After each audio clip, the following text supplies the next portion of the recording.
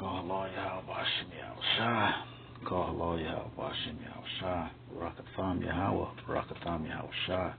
Barakatham Yahushai. Barakatham Yahweh. All praises, glory, honor is due unto Yahweh Bahashem Yahushai Bahashem Ruach HaKadosh. Peace and double honors unto the elders, apostles of Great Millstone who taught us this truth, who teach well and who rule well. Peace unto the likewise sincere Achaim that teach the likewise doctrine in truth and sincerity. Peace to the speckled-bird Hebrew Israelite foreigners who look like the heathen, who live among the heathen. Peace to the sincere Aquathium who listen in silence and meekness as the scriptures command to do so.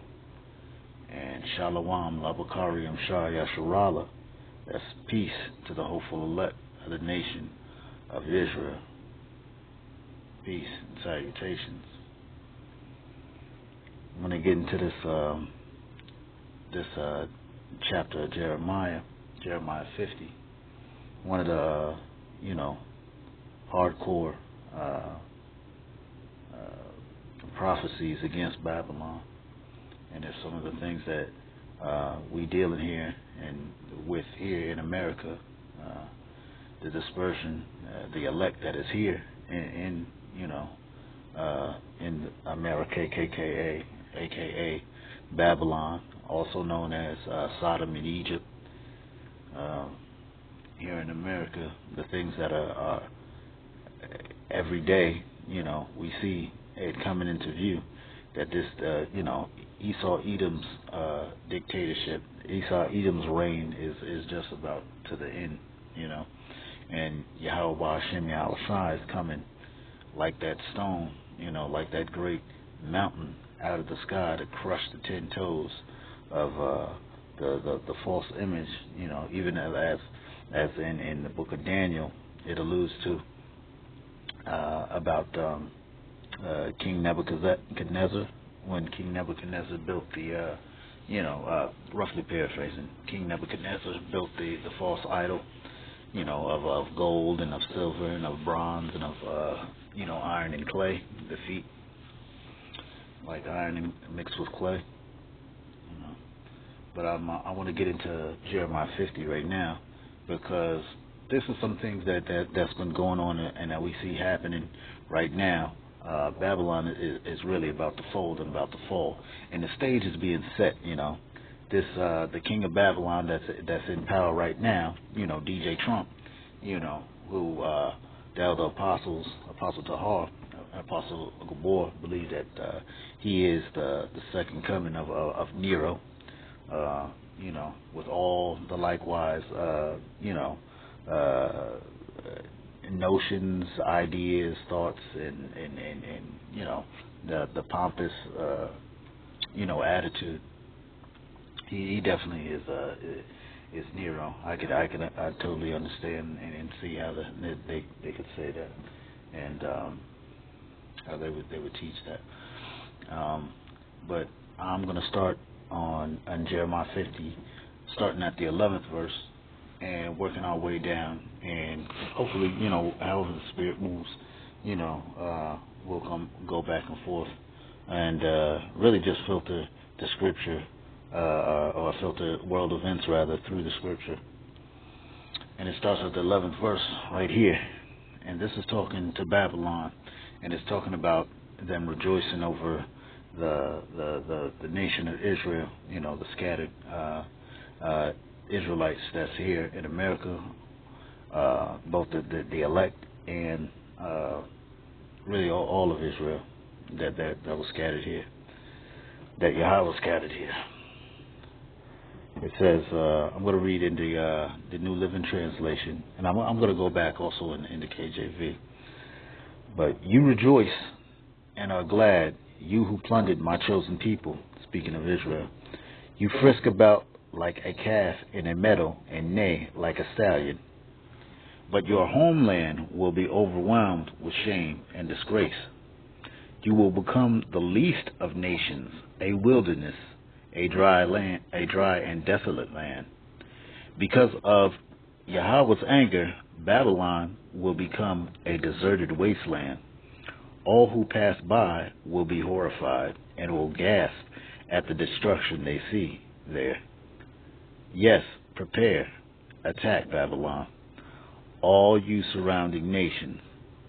I'm gonna just stop right there, because just even those few verses is a lot to expound on, and it's true, even as verse 11 states, they have rejoiced and were glad who plundered the nation of Israel, who have taken us, who have taken Yahweh's special possession, his chosen people, and have done what they want, killed us, enslaved us, murdered our fathers, our mothers, our ancestors, raped, killed, stolen for profit, lied on, spat on, did all manner of evil and wickedness towards us, and yet they in this country have lived lavishly, off the back of our ancestors, off the backs of slaves that were enslaved here, This whole United States, it wouldn't even exist the way it had, if it wasn't for the work that, the Israelites never got paid for, and so they've made their lives and their livelihoods off of ours, off of our suffering, and so, Yahweh Hashem Yahushua is coming back with retribution and righteous indignation, and he's going to right all the wrongs, But before that time comes, we just got to stay the course, keep staying down with the truth and this doctrine, and let the Spirit guide us into all truth, and continue to study to show ourselves approved. It says at verse 12, but your homeland will be overwhelmed with shame and disgrace. And we see that already. I mean, the homelessness epidemic, the other day I seen somebody put on a meme of a bald eagle eating out the trash, out the dumpster. And that really says something, because that's really the state of America right now. That's really where the United States is. It's just a stinking trash heap that everybody is living in this fallacy, in this lie, under Esau's kingdom and Esau's kingdom, thinking that things are going to continue on, but they can't see their desperation. They can't even see how fallen, from the former state of things, their former glory, which this place was never glorious, because like I said from the beginning, it was made and it was propagated off the backs of slaves, and it was by our blood being shed, unjustly, and that all of these Edomites, these have lived so lavishly, these heathens, they've all been, confederate against us. They've all been confederate against us. And so they've lived lavishly, frisking about like a calf in a meadow and neighing like a stallion. But your homeland will be overwhelmed with shame and disgrace, and that's happening.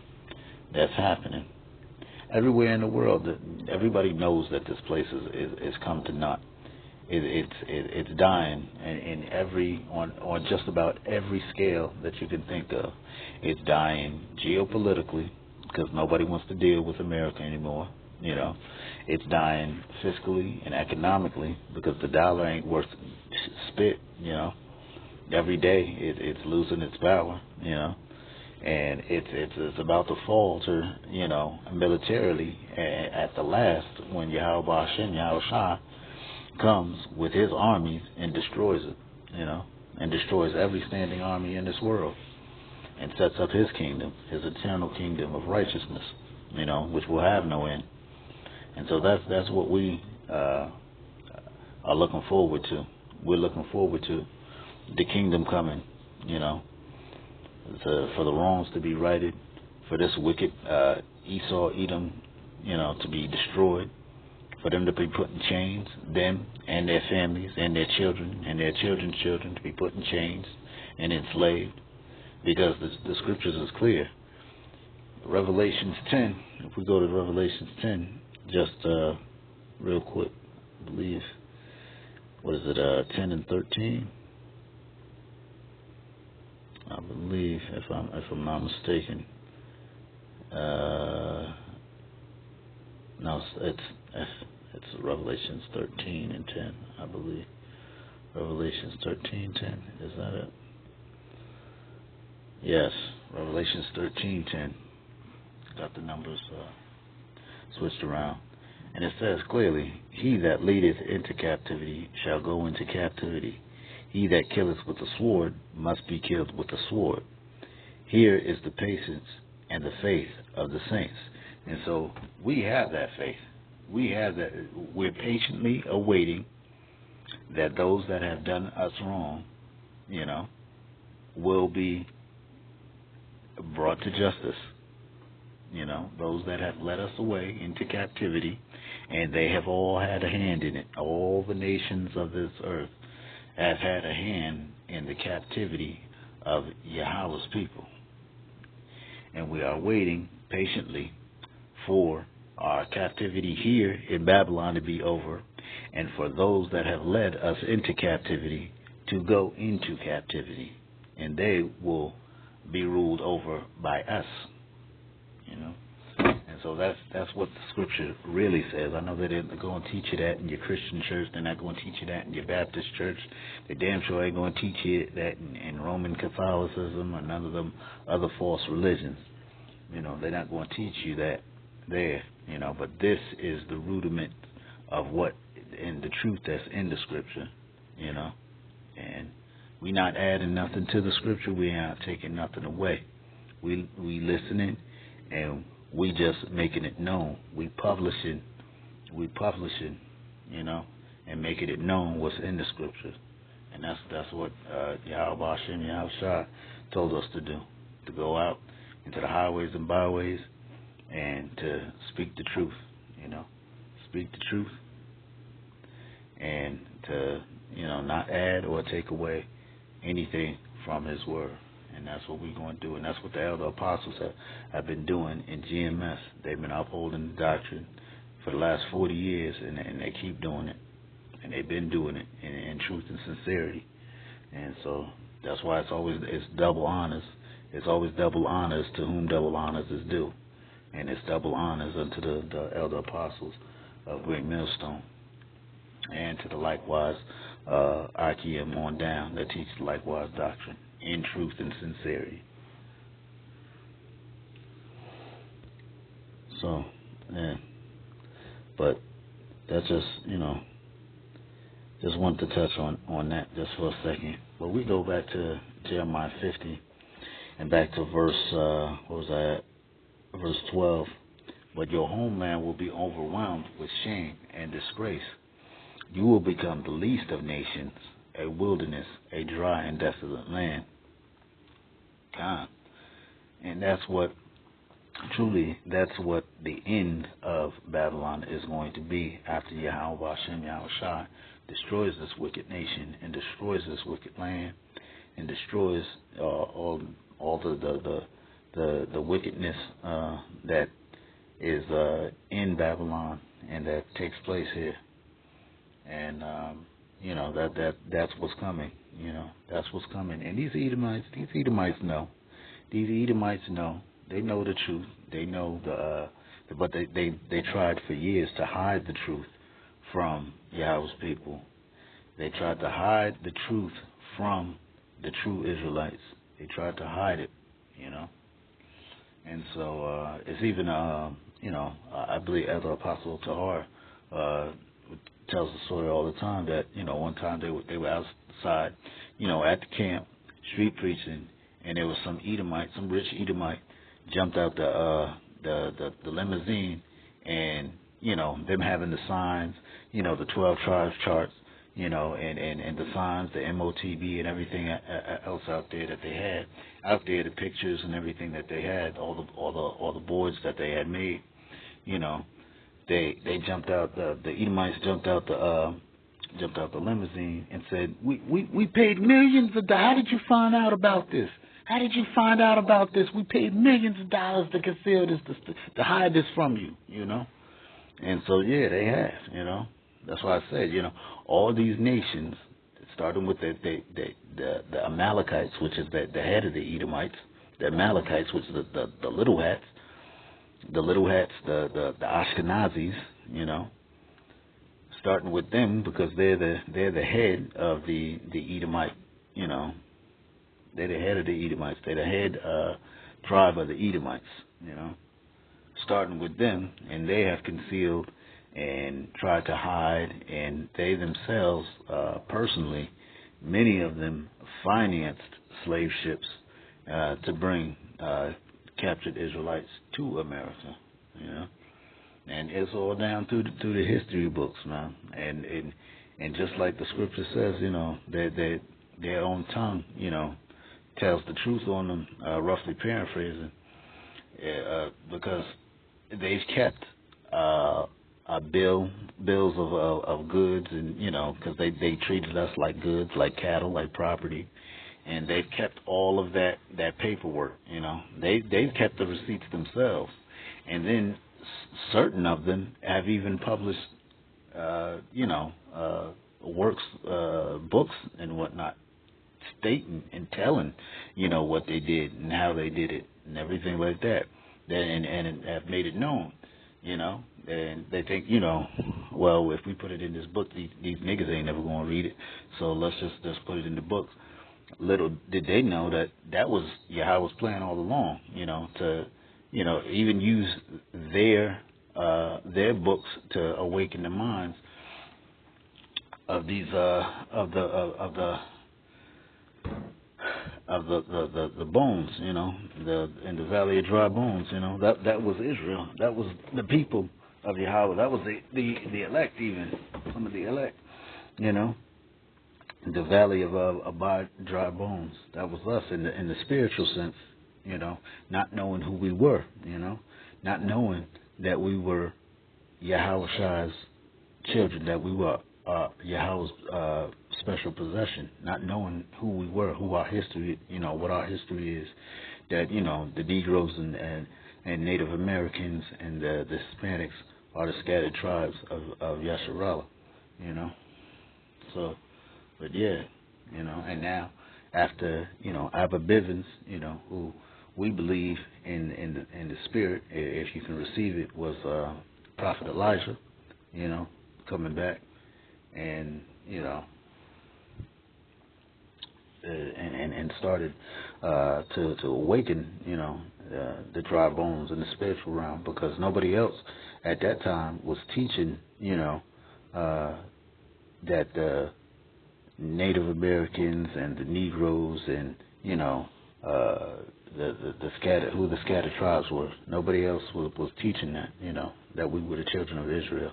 To hear it from them, to hear it from the mouth of the Edomites, who held sway over everything, especially when it came to educating, or miseducating, I should say, of the quote unquote so-called black race, has always been at the hand and at the behest of the Edomites. They taught us that we was just niggas from Africa, or that we came from Africa, but nothing else, We was always slaves, or, not knowing, our own history and our own language being lost, beaten out of our ancestors, our own history beaten out of our ancestors, And even through all of that, there was still somewhat of a remnant, but because of the indignation that Yahweh had against us, because we were under the curses, and because we had sinned against our power,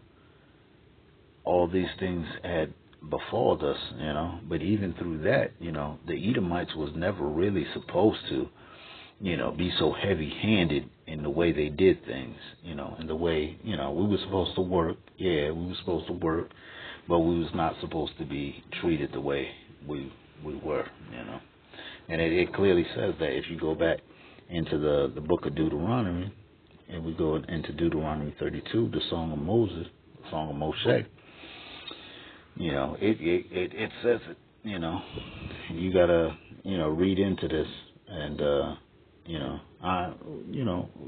this is how the Spirit moves. I'm gonna just move the way the Spirit moving, so I'm gonna just say, I'm going to start at verse 1, and I'm going to read all the way to, I believe, 44 is where it ends. But listen, O heavens, and I will speak. Hear, O earth, the words that I say. Let my teaching fall on you like rain. Let my speech settle like dew. Let my words fall like rain on tender grass, like gentle showers on young plants. I will proclaim the name of Yahweh, for how glorious is our power. He is the rock. His deeds are perfect. Everything he does is just and fair. He is a faithful power who does no wrong. How just and upright he is. But they have acted corruptly toward him. This is talking about the children of Israel. When they act so perversely, are they really his children? They are deceitful and twisted generation.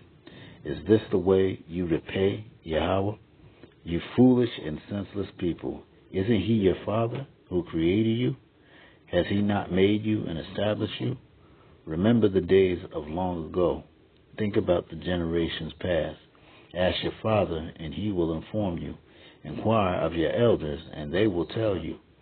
When the Most High assigned lands to the nations, when he divided up the human race, he established the boundaries of the peoples according to the number in his heavenly court. In the King James it says, when the Most High divided to the nations their inheritance, when he separated the sons of Adam, he set the bounds of the people according to the number of the children of Israel. Which means from the very beginning, he wasn't so much concerned about the heathen and the other nations. He was concerned about his special possession, his people, the children of Israel, and he set the bounds of the people according to the number of the children of Israel, which means we had precedence over all the earth and over all the lands. That's why he assigned the best lands for his children, and the other nations got they got the scraps. They got what was left. They didn't get the choicest of land. He set the choicest of lands for his people, according to the number of his people, of his children. Moving on then to verse 9. For the people of Israel belong to Yahweh.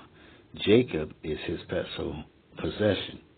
He found them in a desert land, in an empty, howling wasteland. Yeah, kind of. When we were in the captivity in Mitzrayim or Egypt, he surrounded them and watched over them. He guarded them as he would guard his own eyes, like an eagle that rouses her chicks and hovers over her young. So he spread his wings to take them up and carry them safely on his pinions.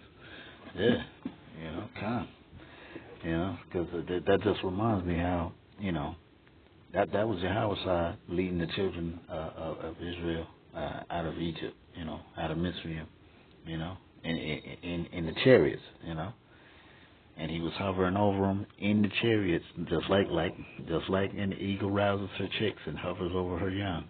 So he spread his wings to take them up and carried them safely on his pinions. Yep, kind. Yep. Verse 12. The Lord alone guided them. They followed no foreign gods.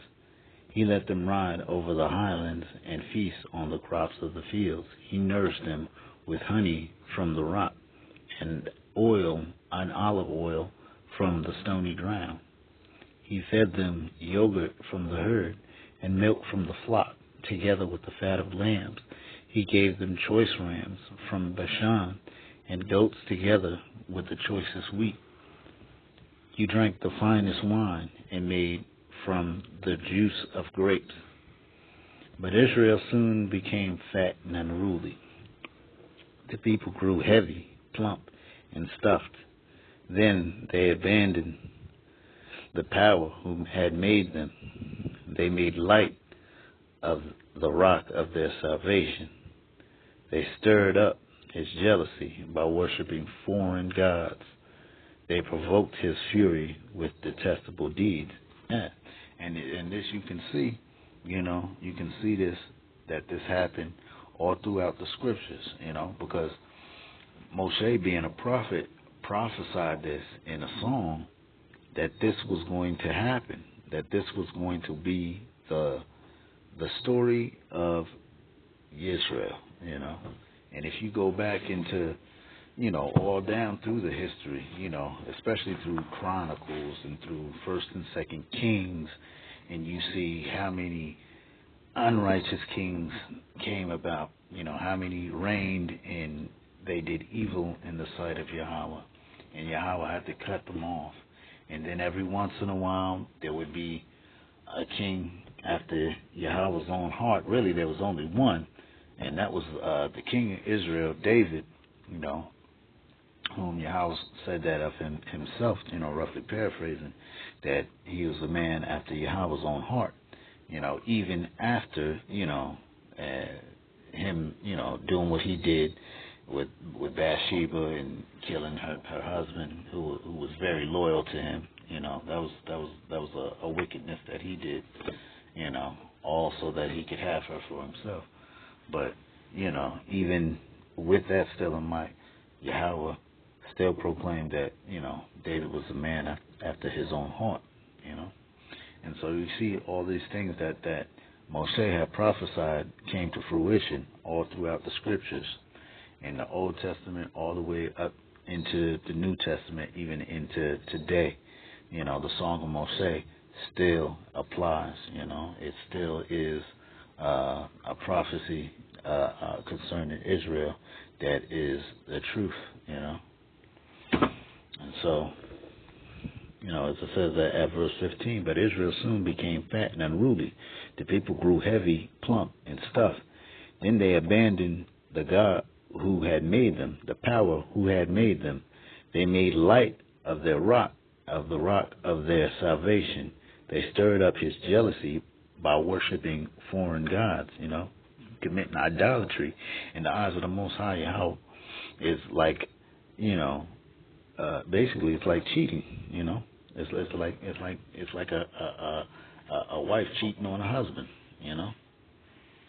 That would stir any husband to jealousy, And so they stirred up his jealousy by worshiping foreign gods. They provoked his fury with detestable deeds, In the worship of these foreign gods, they did things that were things that he hates, things that were detestable to him. They ate unclean foods. They committed idolatry, adultery. They did sexual deviant practices. You name it. They did all sorts of wickedness. They burnt their own and killed their own children. They slaughtered, and killed livestock to demons, and to false gods, And so, verse 17 it says, New Living Translation, they offered sacrifices to demons, which are not God, to gods they had not known before, to new gods only recently arrived, to gods their ancestors had never feared. So they didn't even, they gave no thought even to the ways and the practices even of their ancestors, which is another thing in itself that Yahweh hates, because it says and just in the Ten Commandments, honor your father and mother. So they didn't even honor their fathers and mothers even when they did these things. So, it was a detestable thing that they did, and because of these things, the curses came about, and that's back in Deuteronomy 28, 27 and 28, and the blessings and cursings, Verse 18, you neglected the rock who had fathered you. You forgot the power who had given you birth. And Yahweh saw this and drew back, provoked to anger by his own sons and daughters. He said, I will abandon them, then see what becomes of them. For they are a twisted generation, children without integrity. They have roused my jealousy by worshiping things that are not Yahweh. They have provoked my anger with their useless idols. Now I will rouse their jealousy through people who are not even a people. And that's exactly what happened, The Edomites of Mount Seir, they weren't a people. They weren't tribes. They had no law. They had no, they weren't set up by the Most High Yahweh. They were not established. These things, only one particular people can ever claim to have had that. Only, and in the scriptures it says, roughly paraphrasing, that Yahweh says, "You only have I known among all the nations of the earth." Speaking of Israel, he has not dealt with any other nation, so he doesn't know, any of those nations. He does not claim any of those nations as his people. It's only the Israelites that he claims as his possession and as his people. And so, it goes on to say, this is verse 21, they have roused my jealousy by worshiping things that are not Yahweh. They have provoked my anger with their useless idols. Now I will rouse their jealousy through people who are not even a people. I will provoke their anger through the foolish Gentiles. And that word, this part, because there's always some, in this particular instance of the word Gentiles, we can go into it. Let's go to linear, and it'll explain it, because not every time that you see Gentiles in the scripture, that it actually means ones that are not Israelites, and especially in the New Testament, the word Gentiles is often used, and when it's used like that, it simply means, in that sense, especially around in Corinthians and basically in the New Testament and in the epistles of Paul, when it mentions Gentiles, it often Christians always like to say, that means that anybody can be saved. That, because it says Greeks and Gentiles, so that means that anybody in the world, even the heathens, can be saved. No, it doesn't mean that. When it says that in that term, let me see, because I want to make sure that do this right. And this is what's good about the blue letter. Let me go to translation, comparison, cross-reference. Let me see. Translation, comparison. Okay. The foolish Gentiles. Okay. Yeah. And in this instance, it really means the heathens and the other nations. It doesn't mean, like in many other reference points, especially in the New Testament, like I was saying, that the word Gentiles in the word Greek often means Hellenized Israelites, or Israelites that were scattered into captivities, whether it's Greek, Roman captivity, Assyrian captivity, whatever captivity that the children of Israel had been scattered in, they actually learned the way of the heathen.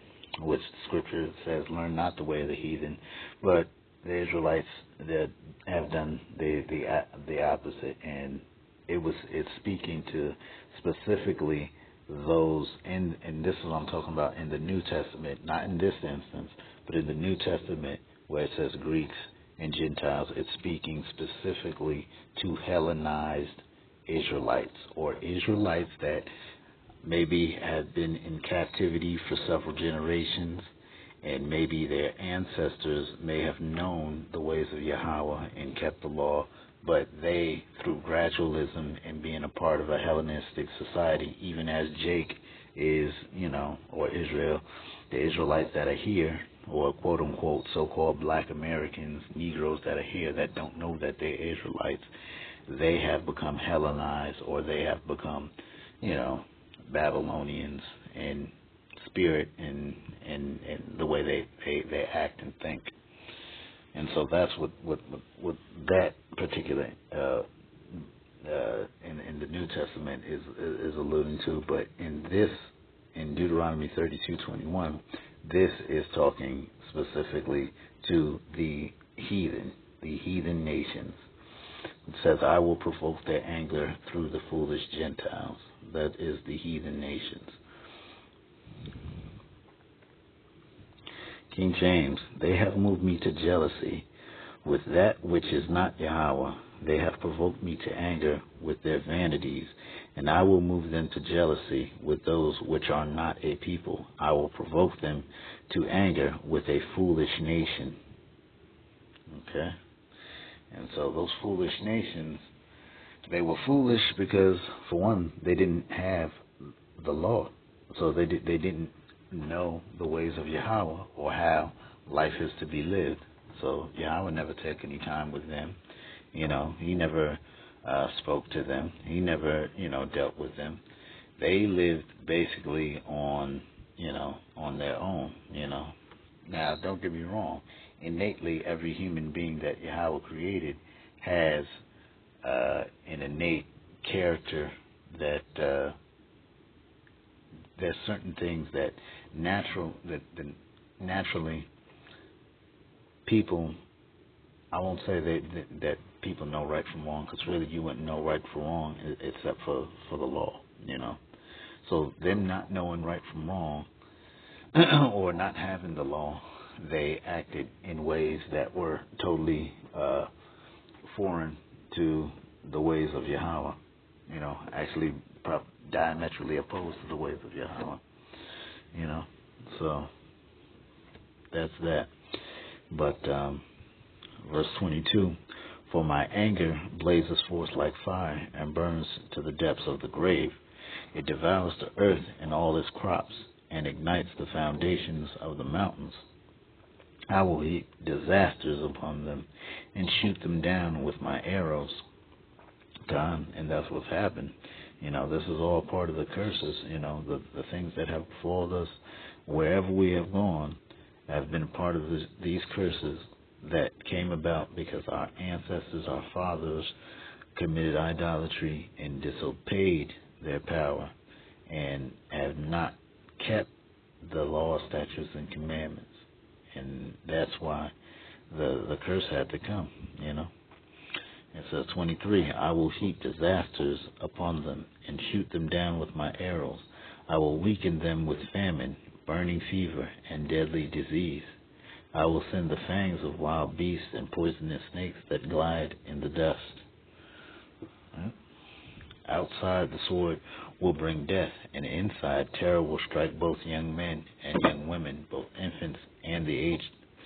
Now, at verse 25, that was the daily goings on during, what they call that, what's the term they use? And the antebellum South, the antebellum South during the height of slavery. That was the usual, the everyday occurrence, outside the sword, they'd could be killed for anything, just because, somebody felt like killing the nigger, White man Edomite felt like killing the nigger today, so that's what he did, Didn't have to do nothing. They make something up. They lie on you. Make something up. Kill you for sport. Make you fight each other to the death. Feed you to dogs.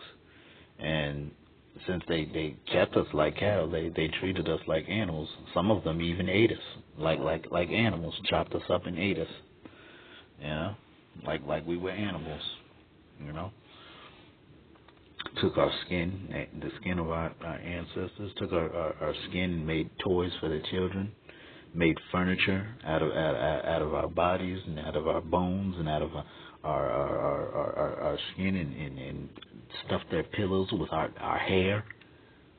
This is what they did. This is what they did. Verse 26, I would have annihilated them, wiping out even the memory of them.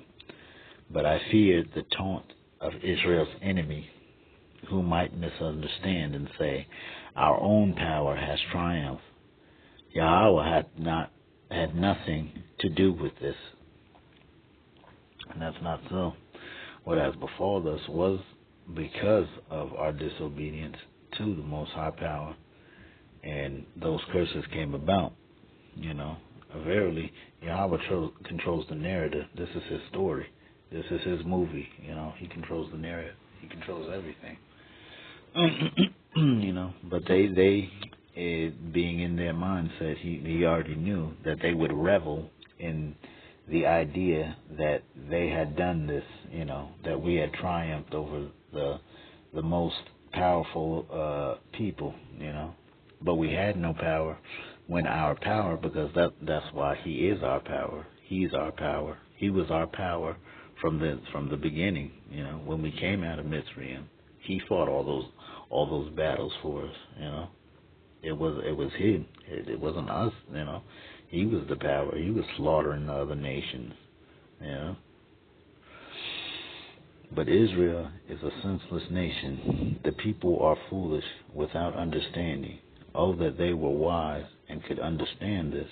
Oh, that they might know their fate.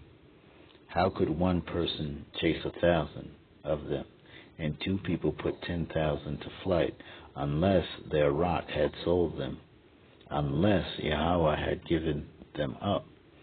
But the rock of our enemies is not like our rock, as even they recognize. Their vine grows from the vine of Sodom, from the vines of Gomorrah. Their grapes are poison, and their clusters are bitter. Their wine is the venom of serpents, the deadly poison of cobras. Yahweh says, Am I not storing up these things, sealing them away in my treasury? I will take revenge. I will pay them back. In due time, their feet will slip. Their day of disaster will arrive, and their destiny will overtake them. Indeed, Yahweh will give justice to his people, and he will change his mind about his servants when he sees their strength is gone, and no one is left to slave or free. Then he will ask, where are their gods, the rocks they fled to for refuge? Where now are those gods who ate the fat of their sacrifices and drank the wine of their offerings? Let those gods arise and help you. Let them provide you with shelter. Look now, I myself am he. There is no other God but me. I am the one who kills and gives life. I am the one who wounds and heals. No one can be rescued from my powerful hand. Now I raise my hand to heaven and declare, as surely as I live. 41. When I sharpen my flashing sword and begin to carry out justice, I will take revenge on my enemies and repay those who reject me. I will make my arrows drunk with blood, and my sword will devour flesh, the blood of the slaughtered and the captives, and the heads of the enemy leaders. Rejoice with him, you heavens, and let all of God's angels worship him. Rejoice with his people, you nations. and let all the angels be strengthened in him. For he will avenge the blood of his servants. He will take revenge against his enemies. He will repay those who hate him, and cleanse the land for his people. So Moshe came with Joshua, son of Nun, and recited all the words of this song to the people. And that in itself is the story of Israel. And so, jumping back to Jeremiah 50, where we started, this is a continuation of what's been going on that Moshe prophesied even unto this day. Because you were glad and rejoiced, starting at verse 11. Go back to verse 11. This is, you rejoiced and are glad, you who plundered my chosen people. You frisk about like a calf in a meadow, and neigh like a stallion. But your homeland will be overwhelmed with shame and disgrace. You will become the least of nations, a wilderness, a dry and desolate land. Because of Yahweh's anger, Babylon will become a deserted wasteland. All who pass by will be horrified and will gasp at the destruction they see there. Yes, prepare to attack Babylon, all you surrounding nations. And we see this right now with what's about to go down with NATO. France even today is saying, that they're going to attack Babylon, a.k.a. United States of America, if the U.S. tries to, gain a foothold on Greenland and take Greenland as a possession. Now, DJ Trump that just got in there, he's saying we need Greenland, Now, Greenland, they probably need for either resources or for a strategic capability to launch against foreign enemies, so that they would choose to try to take Greenland as a possession, which, other nations ain't they're not gonna just let that. They're not gonna sit idly by and let something like that happen, because first thing they're gonna say is, what's to stop them from taking any other possession or any other land or any other place that they want, And this is the whole thing. This is how you see the fallacy, not only the fallacy, but the hypocrisy of what the whole NATO United States thing is doing. Because on the one hand, you have, the U.S. trying to support Ukraine. Ukraine is trying to fight the Russians attack, the armies of the North, the Russian attack from coming in to bear. And at the same time, America is, or the United States, now DJ Trump is trying to do the same thing in Greenland. Well, how can you do that? How can you do that? That's hypocrisy, So,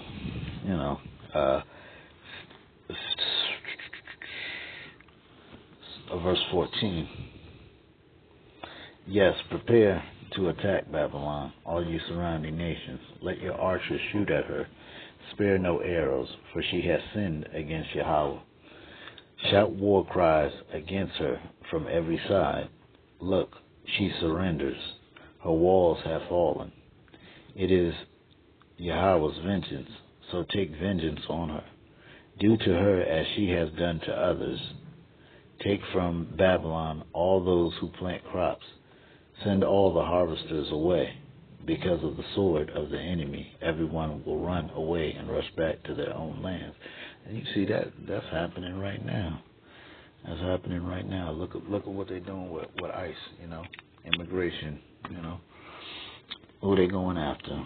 The northern tribes, the Hispanics, the Mexicans, the Guatemalans, the El Salvadorians, the Venezuelans, you name it, the so-called, but really, in truth and sincerity, these are the children of Israel. These are the northern tribes,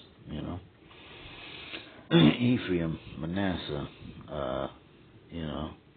Naphtali, These are those tribes. These are the 10 northern tribes. You know, and so what they're doing is just like the scripture says in 16: take from Babylon all those who plant crops, send all the harvesters away. Well, who do you think does most of the harvesting and the planting of crops? Out in California and in the South and elsewhere. Where vegetation and down in Florida with the groves of orange groves in Georgia. Peach grows. Most of these jobs, working in the field hands, is done by none other than South America, the quote unquote so-called South Americans. But we know, in truth, these are Israelites. The Northerners, the Northern Kingdom.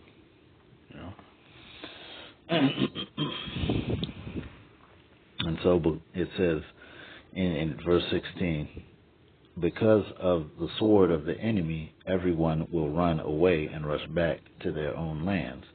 Now, when this place does get attacked, when Babylon does get attacked, because attacks are going to come, it may not be a nuclear strike first. You might see maybe insurgency type of attacks or guerrilla style attacks in this, and they'll chalk it up to terrorism, especially now with DJ Trump saying that, he's trying to fight against the cartels and is actually, using special operators, the special operations group guys, in the military to go after these cartels, and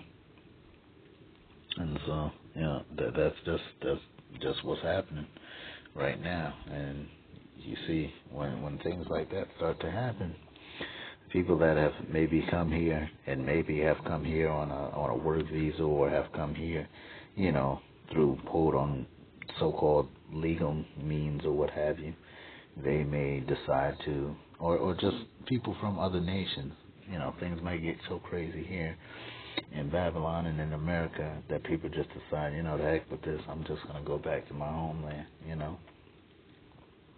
and it's because everybody can do that, but where does Judah go? I mean, if Levi being the Haitians, Levites being the Haitians, so-called Haitians, if they decide, the ones that are here, okay, I'm gonna go back to Haiti. Haiti is still going to be war torn. It's still in a state of economic and geopolitical turmoil right now. So what they gonna do?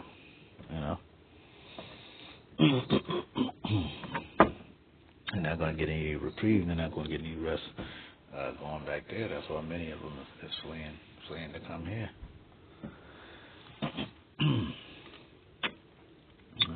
So, and I mean, same thing with Benjamin, the quote unquote, Jamaicans, so-called Jamaican, really the tribe Benjamin. Even many of them are here. If they decide to go back home, what are they going back home to? Poverty.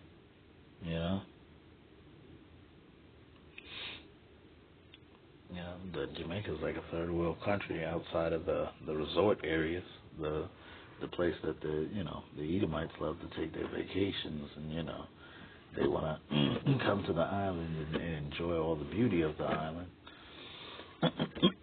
But they don't want to be among the poor of the island or among the poverty stricken. So they build these giant resorts that they can stay in and be somewhat secluded or cut off from that, all and at the same time enjoying the beauty of the island, but not really knowing or understanding how poverty stricken the country is.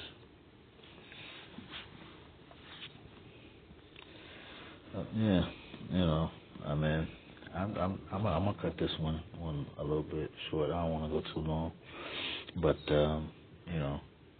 like I said, we are waiting. This is the patience of the saints. Shai is coming back. The kingdom is coming. The kingdom is coming. You just got to stay down. Stay in him. Stay in Yahweh Shai. Stay rooted in his word. Stay rooted in his doctrine, in his faith, and can keep praying.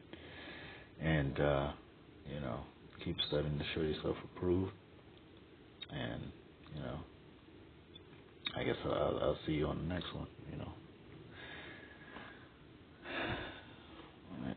Shalom.